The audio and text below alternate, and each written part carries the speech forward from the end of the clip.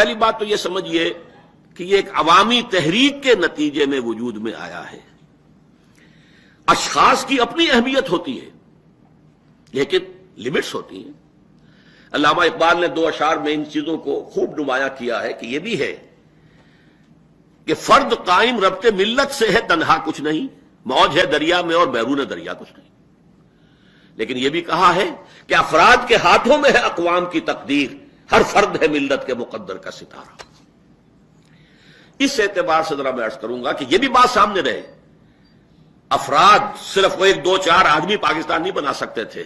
اگر 1 2 آدمیوں سے کوئی کام ہو سکتا ہوتا تو ہر نبی اس دنیا کے اندر ایک اسلامی ریاست، اللہ کی حکومت قائم کر کے جاتا. نبی اپنی شخصیت میں کس قدر بلند، معصوم، ہر وقت اللہ کی ہدایت آ رہی ہے. لیکن نہیں، جماعت نہ ملے، ساتھی نہ ہو، اعوان نہ ہو، انصار نہ ہو، اصحاب نہ ہو تو کام نہیں ہو سکتا. حالانکہ 2 موجود تھے، حضرت موسیٰ اور حضرت ہارون، اور 2 ان کے ساتھیوں میں سے بھی یوشع ابن نون اور کالب بن یفنہ ساتھ دینے کو تیار تھے. لیکن نہیں، پروسیس وہیں رک گیا جب پوری قوم نے کہا فَذَهَبْتَ وَرَبُّكَ فَقَاتِلَا إِنَّا هَاهُنَا قَاعِدُونَ.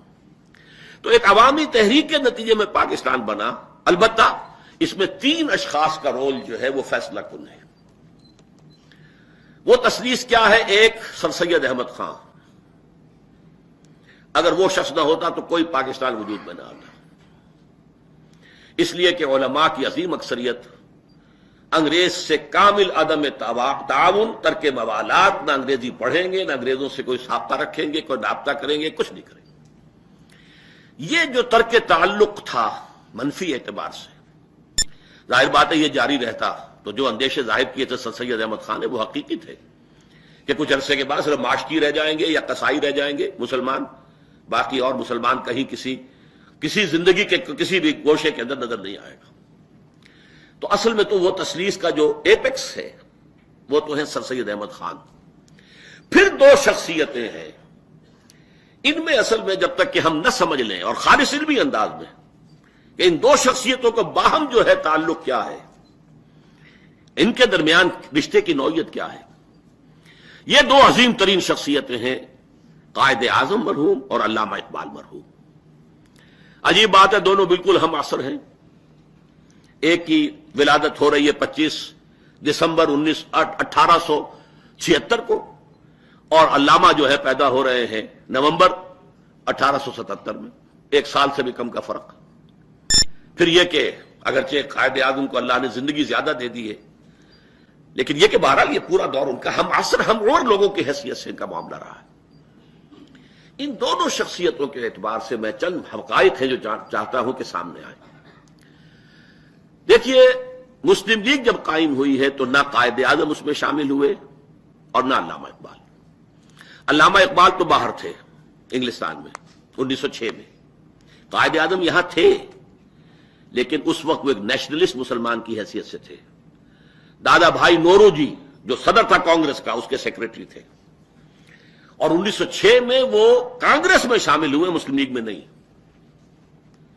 پورے 7 برس تک وہ کانگریس کے صرف رکن رہے، مسلم لیگ میں نہیں آئے. سن 1913 میں آئے ہیں مسلم لیگ میں، اور وہ بھی مولانا محمد علی جوہر مرحوم کے کہنے سے، جبکہ وہ کانپور کی مسجد کا جو جھگڑا چل رہا تھا اس کو سلسلے میں انگلستان گئے ہوئے تھے، وہاں جا کر انہوں نے ان کو آمادہ کیا کہ شامل ہو.